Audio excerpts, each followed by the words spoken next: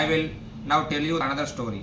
In the olden days, there lived a wise king by the name Ulkhamukha. He had mastered all his senses and always spoke truth. He used to he used to go the temple every day and give gifts to the Brahmins. His lotus-faced wife was a pure and pious woman. One day, the royal couple was performing the Satyanarayana puja on the banks of the river called Bhadrashila. At that time, a merchant called Sadhu sailed by. He saw the king perform some puja and stopped his boat. He got up and addressed the king humbly. O king, would you kindly tell me what you are doing with such devotion and concentration? The king replied, O Sadhu, I have no children. I am worshipping the Almighty Lord Satyanarayana so that I may be blessed with children. Oh, on hearing this, Sadhu spoke humbly. O king, please tell me how to perform the puja. I would like to observe the vrata as to have no children, as I have no children. The king told him all the details. Sadhu returned home and with great joy told his wife about Satyanarayana puja. They then decided to perform the puja after the child was born. Then by the divine grace, Sadhu's wife Leelavati gave birth to a beautiful daughter. They named the child Kalavati. One day Leelavati reminded her husband of his promise to perform puja. Sadhu told his wife that he would do the puja at the time of his daughter's wedding and got busy with his work. In the meantime, Kalavati grew up into a lovely girl.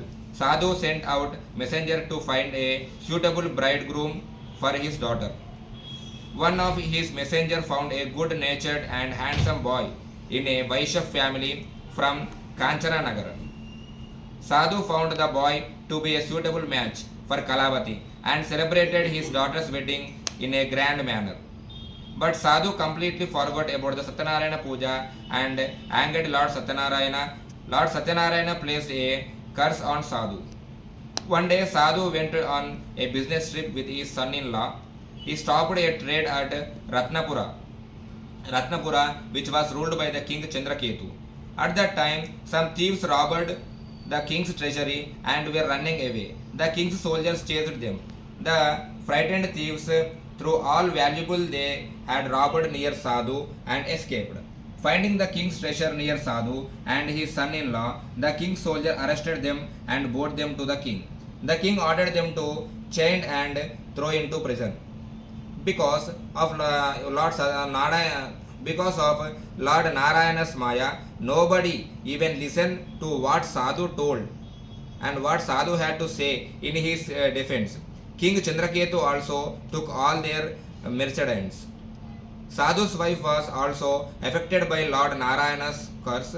Some robbers broke into her house and robbed everything. One day Sadhu's daughter Kalavati was very hungry and went out in search of food.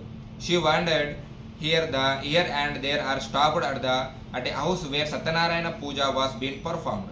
She stayed at the place until the puja was over and took the prasada that was offered. When she reached home, it was late night.